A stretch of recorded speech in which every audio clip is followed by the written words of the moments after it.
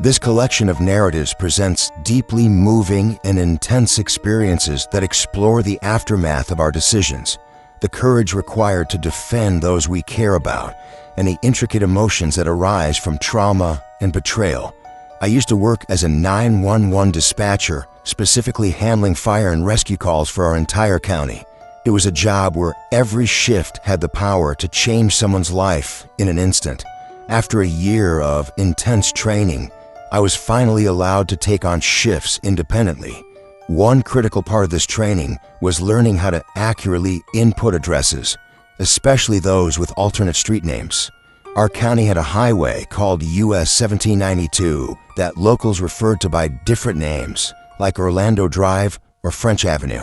These local names weren't recognized by our computer-aided dispatch system, which only accepted the official US 1792 designation. To complicate things further, there was also a small residential street named French Avenue nearby. So, when callers mentioned French Avenue, we had to carefully verify which location they meant, because an error could have serious consequences. On my very first overnight shift, from 7 p.m. to 7 a.m., things were quiet at first, which was a relief for a newcomer. I was assigned to phones, my least favorite position, due to the frequent panicked shouting I had to manage. But that night, it felt manageable until around 2 a.m., when a calm woman called about a man in his 50s showing stroke symptoms. She gave me the address, French Avenue. I mistakenly entered it on our system as an address on US 1792, not realizing it matched the residential French Avenue. This error went unnoticed by the system, and paramedics were dispatched to the wrong location. With no traffic, they should have arrived in under 5 minutes, but it took almost 20 minutes before they realized something was amiss. By the time they reached the actual house, it was too late. The paramedics declared the man dead.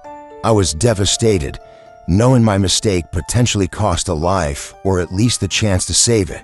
I was formally reprimanded and required to do remedial training that included a ride-along with the responding paramedic crew.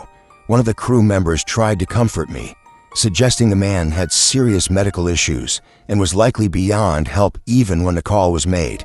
But the other paramedic quietly revealed that the man had died the moment they stepped through the door. That stayed with me. I stayed on the job for another 2 years, learning to hold onto every small victory. Like the night I guided panicked parents through CPR on their newborn who had stopped breathing, a call that ended in hope. However, the emotional toll of the job deepened over time. I developed a dark sense of humor as a coping mechanism. Near the end of my time there, I remember a moment so stark it made me face reality. A motel manager called about an elderly woman who had died in one of the rooms. I joked to a coworker about sending an ambulance code 3 to get her out on time, so she wouldn't be charged for another day. The room laughed, but I realized then how deeply this work had affected me. Eventually, I left for a quieter job, but the French Avenue call haunts me. I still think about the woman who trusted me to help and wonder if just pausing to double-check that address might have made a difference. Maybe it wouldn't have, but maybe it would have. I am a 34-year-old woman, and this is the story of my mother, who passed earlier this year, and my ex-stepfather, whom I will call L. He's 65, and he and my mom were married nearly 17 years, sharing everything equally, including their home. I had moved out at 18, but at 27, I returned to school, and my mom and Elle kindly offered us the basement apartment in their home. For a while, things were good, but about a year and a half into my program, my mom was diagnosed with ovarian cancer. Just before surgery, a tumor ruptured, and she was re-diagnosed with a rare connective tissue cancer. Doctors gave her 2 years without treatment. When Elle was present during the diagnosis, he didn't act supportively. Instead, he had a full-blown tantrum right in front of medical staff. This incident was recorded in her medical notes. After he stormed out, my mom confided she feared for her life, worried that if she tried treatment, Elle would find a way to stop her.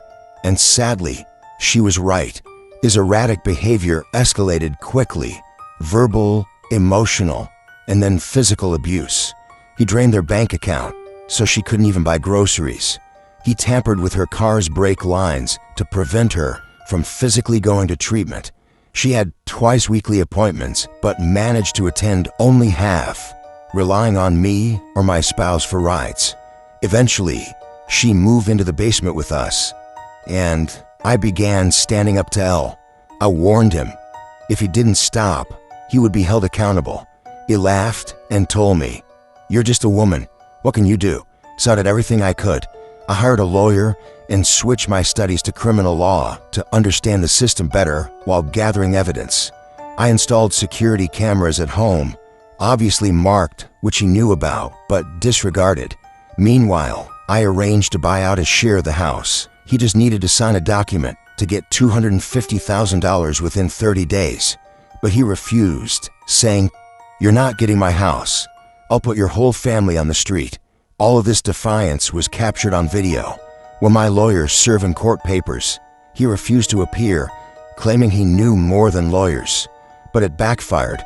The judge granted my mother sole possession of the home, froze his assets under her control, issued a restraining order against him, barred him from the house and from leaving Canada. Police evicted him the same night, and we changed the locks immediately. With Elle out of the picture, Mom finally had space to breathe. She qualified for the Ontario Disability Support Program and accessed transportation and support services that helped her safely restart cancer treatment.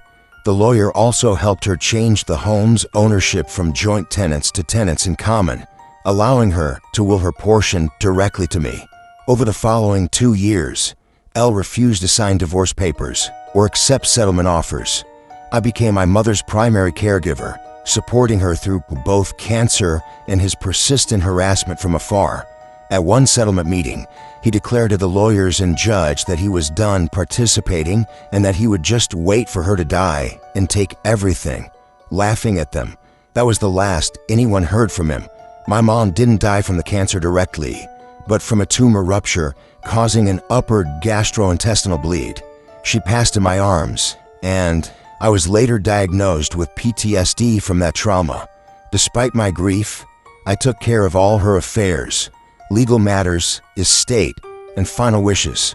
After probate, as she owned the house solely and her will was clear, the court approved transferring everything to me, including the house, her belongings, and life insurance proceeds, most of which went toward her debts, including those Elle had accumulated.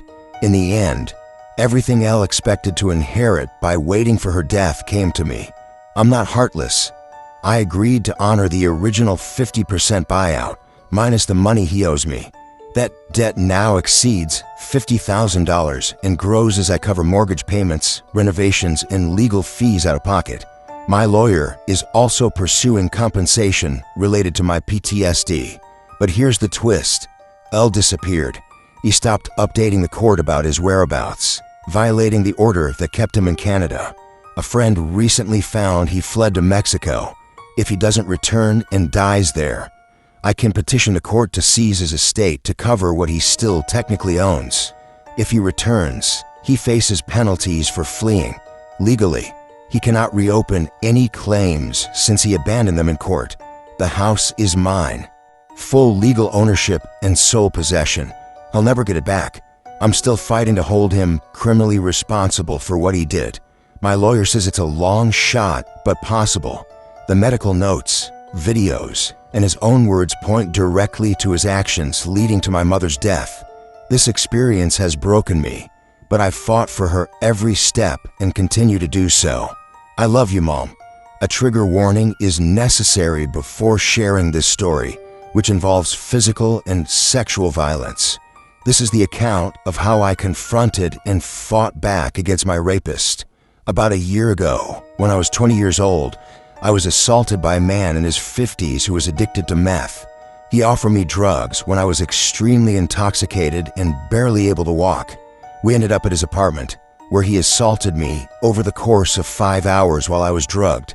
During that horrific ordeal, I managed to secretly record a 3-hour audio, capturing every moment of my pleas, struggles, and repeated refusals.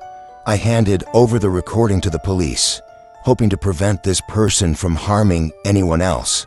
However, despite the clear evidence, the authorities did little over the following year.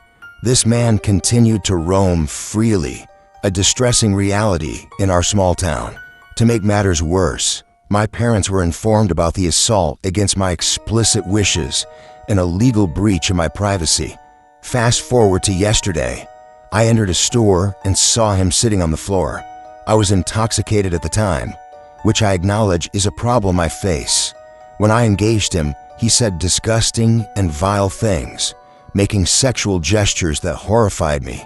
He questioned why I involved the police and cruelly asked, "Why didn't you just say no?" In that moment, something inside me snapped. I responded by kicking him in the face, right there in broad daylight, in public. Security and police arrived, but I felt a sense of vindication in standing up to him. He complained about surveillance cameras and threatened police action against me, but the relief of confronting my abuser was overwhelming. While waiting outside for the police, frustrated at their delay, I went back inside and struck him again, landing several punches. When the officers finally arrived, they arrested him and questioned me. Despite my admission that I started the altercation and was intoxicated, I was released. Both of us were charged with assault. Though the situation is complicated, that retaliation was deeply cathartic and empowering for me. I would do it again without hesitation. After all, if he didn't want to be struck in the face, why didn't he just respect my no? Looking back, I realized my response might not have been what many adults would consider appropriate, but I wouldn't change a thing. This is a story I've rarely told in full, but it has shaped me deeply. It's a testament to reclaiming power after trauma, confronting fear, and refusing to be a victim any longer. This is a story about my little brother and how I became his guardian because someone had to be. Growing up, we didn't know he had Asperger's syndrome. Wasn't something people really talked about back then.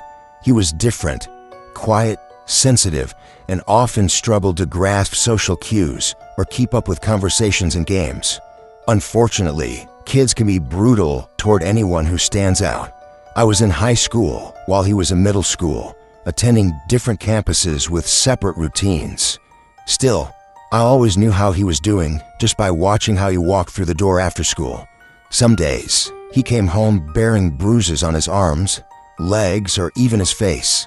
He tried to brush it off, but I could see through it.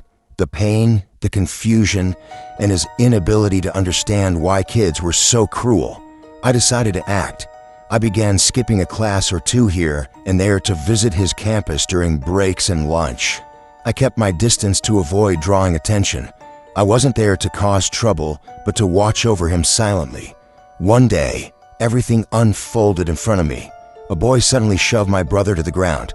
My brother didn't fight back. He just got up and continued walking like nothing had happened. But the other boy persisted, following him and hitting him on the back of the head. My brother didn't respond, just walked into a classroom. Seeing this, something inside me snapped.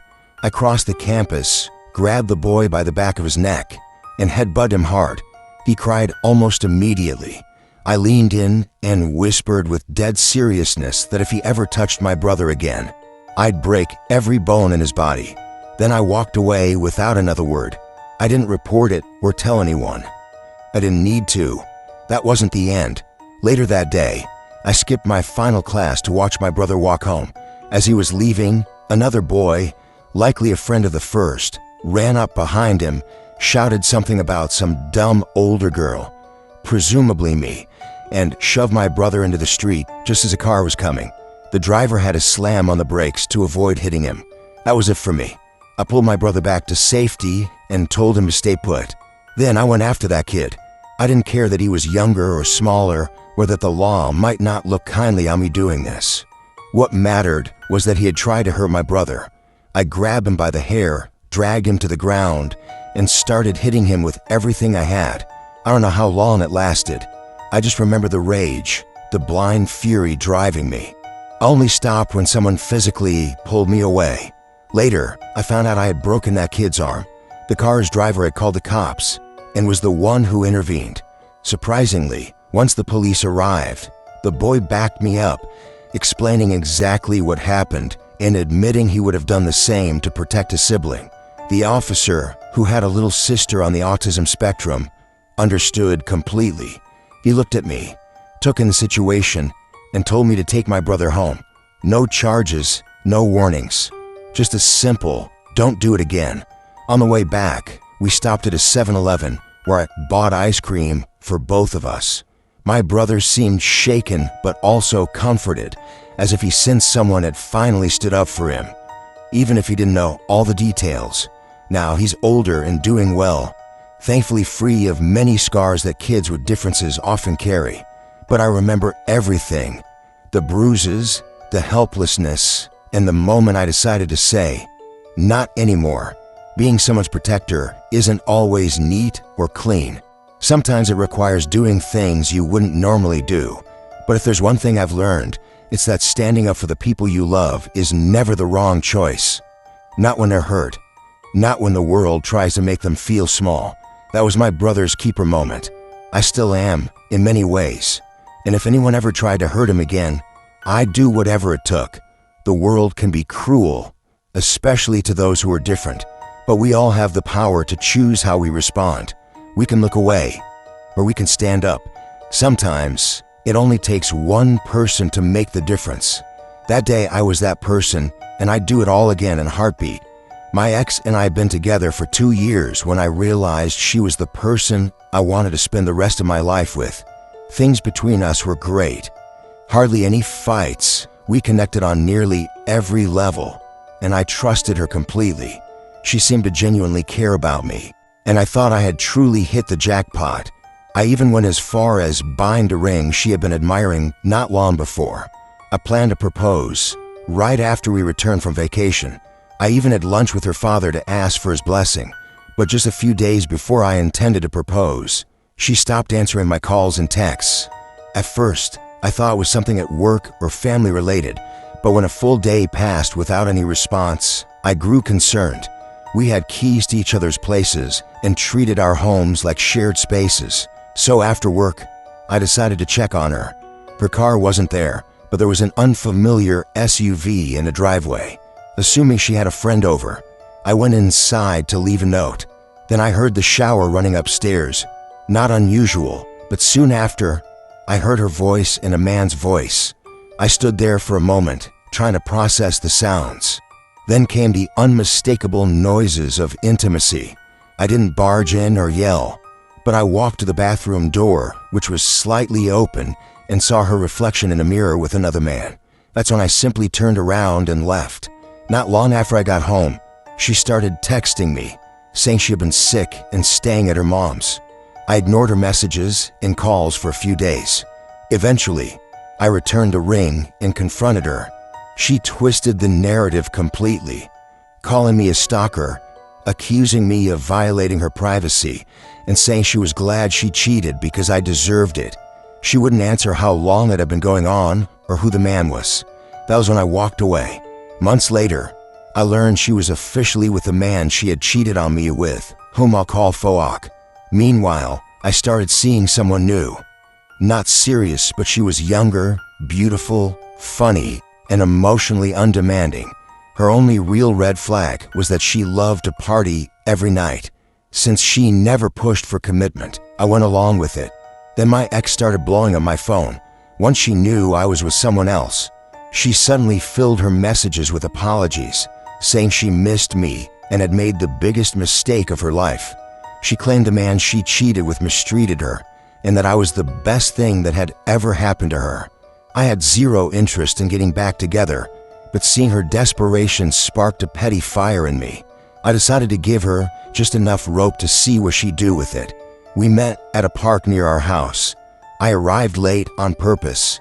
She was a complete mess. Nervous, shaky, chain-smoking. She begged, apologized, and pleaded to fix things, promising to do anything to earn back my trust. I let her speak, letting her believe she had a chance. She invited me back to her place, and we ended up sleeping together. It wasn't soft or sentimental. It was rough and intense, heavy with unresolved feelings. She seemed thrilled I was there, After she fell asleep, I quietly left and went home, where the girl I was casually seeing came over. We drank too much and ended up in bed. The next morning, I found a note taped to my windshield from my ex. Just wanted to tell you how much I love you. Have a great day. XOXO. The timing was perfect. I kept stringing my ex along, letting her think we might get back together. Meanwhile, I dropped subtle hints about the new girl, never confirming, but enough to make her uneasy. She never challenged me, probably feeling she no longer had the right. Eventually, I took advantage, letting her cook for me, run errands, and take my car to her father's detail shop. She was eager to prove herself worthy, and I allowed her to jump through every hoop.